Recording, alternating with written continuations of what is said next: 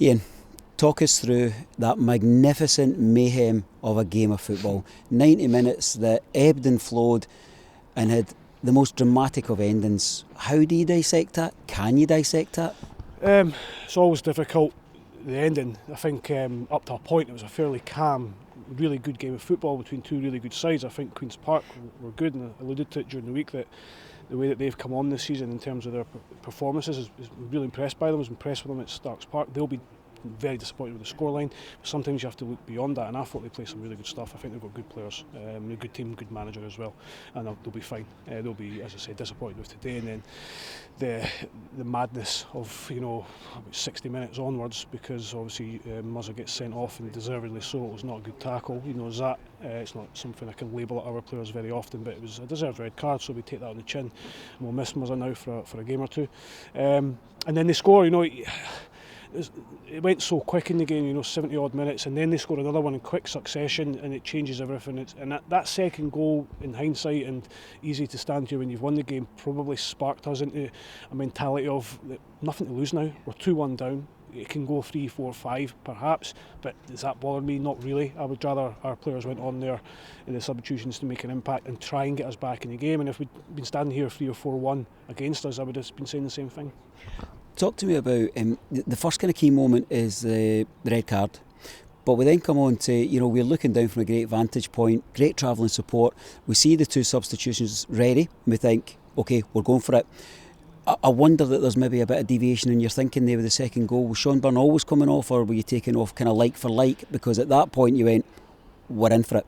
Yeah, no, I mean Sean's an important player for us. He wasn't going to come off. That, as I say, that second goal sometimes makes decisions really quickly for you and forces your hand. Now you still got to try and make the correct ones and try and get back in the game. But certainly the second goal just changes momentum, believe it or not, in our favour probably, because suddenly they don't have to push for that winning goal, because they'll be wanting to win the game as well, and we have to. So we have to go a wee bit more direct. We have to believe in ourselves to get the balls down the side. And I think when it goes 2-2.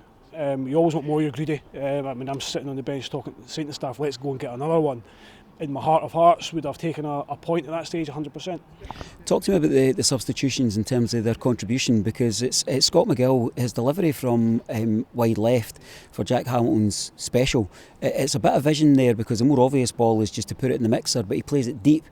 Jack's finish is fantastic. So there's 2 of your substitutions. We then have Hammer going forward and drawing the penalty. It's 3. Ultimately, we'll say they're inspired substitutions, but you're willing to live and die with the sword, aren't you? Yeah, I think you have to. I think the biggest thing in life is regret. You don't want to look back, going up the road tonight, looking back going, oh God, I should have done this, I regret doing that.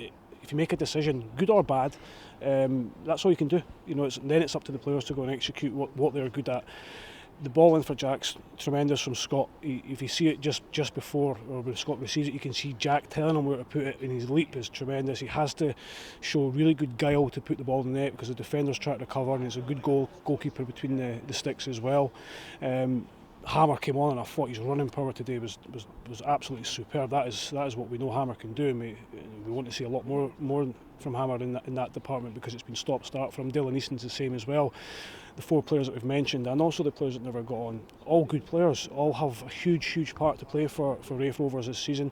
They'll all be disappointed they're not playing, because that's the nature of the beast and the nature of football players, but the attitude they showed of being left out, particularly Dylan, because Dylan's been brilliant for us this season. He's been brilliant working with Dylan for the last three and a bit years. I just think, look at Dylan sometimes and think, if things aren't going our way, what a player to bring on. There's not a player in the league that can handle Dylan Easton when he's on song, and it's not always about Dylan with the ball. Sometimes it's just that mentality, oh, here comes Easton, what we're going to do, because he can carve you open. Talk to me about the penalty kick. What is it like to experience that for the touchline? Because of course it goes in, and the joy it's incredible, and it's what we live for. It's these football moments that ultimately are kind of tattooed in our memories. Everyone's thinking, will he, won't he? And he does. What was it like for you? Yeah, I mean, it was a penalty. Hammer's done great to win it, and then obviously Vaughan's not on the pitch, so we don't know who's going to take it as well. But Ross Millen's a good finisher. He was very unlucky actually a few minutes before with his long range effort. We do our homework as well. We know that the goalkeeper stood up for his last penalty. It takes a lot of courage though, and a lot of balls to go and dink a 92nd minute penalty at Hampden, of all places as well. But I was fully confident in Ross. I really, really was. Normally I'm like you, Davey, you get that 5 seconds of sheer happiness, and then you go, well, we've got to score it still. And you're always hoping. And I wasn't going to watch it, I was just going to look at our supporters because they would tell me everything about how it'd gone, but I decided to watch it. So delighted. We still had to see out the last 7 or 8 minutes after that, but we've done it fairly comfortably. Talk to me about the support, talk to me about the travelling elation, because whether you're playing in front of 100,000 or whether it's this band of brothers and sisters that we bring from Kirkcaldy, it's special when you see them erupt, isn't it? Absolutely. I've said it a long time as well in football. We can go on and watch and talk about big clubs and big derbies and big games and big stadiums. This means the world to people. It means the world to me. This is what we work hard all week for. This is what the supporters pay good money and work hard also all week for, to come and see their team win, and to do it in this fashion in front of them with a brilliant travelling support. Then it makes it all the sweeter for us. It makes it all our hard efforts worthwhile. They've backed us, as I've said before, that the minute I've come in the door they've been absolutely outstanding to us, and we've rewarded them with a day or a game, hopefully that'll talked about for a while to come. And as everyone knows, I like last minute winners at Hampden. Yeah, absolutely. It's been a joy to watch us today. The nerve and the character of that team that you've brought together, kind of, I guess we always look for successful teams that they are more than the sum of their parts. Is that what you see in this bunch?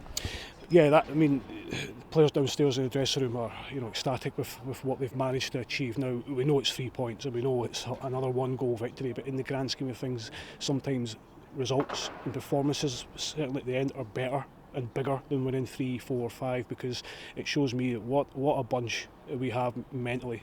Physically, we know what they're capable of, we know they're strong, but mentally, it takes real courage and strength to do what they've done today. At some point, perhaps if we keep going, we're going to have to acknowledge that we're up there. At the moment we're still trying to create gaps to 5th. So for us to be 13 points inside the playoff positions at this stage, if somebody had said that to us all 10 minutes ago at Firhill on the opening day, he'd be rushed off to the local hospital. It is an interesting thing, isn't it? Because I'm sure there were kind of comedy exclamation marks above the heads of a lot of people when they seen the turnaround at the end, and they thought, Raith Rovers are the real deal, aren't they? Yeah, I think we've shown that even before today, to be honest with you. I think we look around the league and it's so tight, it's so difficult, this league. For me, and I was discussing it this morning with John Potter, this is the hardest league in Scotland for me, because budgets are pretty tight together. Dundee United obviously got a bit more than everyone else, but it doesn't mean to say you go and win things. It's so, you have to look at our scores. We've won every game this season by a goal in the league, and the 2 games that we've lost, including the League Cup, we've lost by a goal. That's how tight the margins could be. You have to show respect to every team, because it could flip. Again, a learning curve for us today is this game can change in the blink of an eye with a red card, a refereeing decision, a penalty kick for us at the end. But we'll enjoy this one. We'll dust ourselves down, we'll get the boys back in this week, and we'll get ready for Hamilton. Go and enjoy it, and take your thanks from all of us who travel through back into that dressing room. Magnificent. Thank you. Cheers.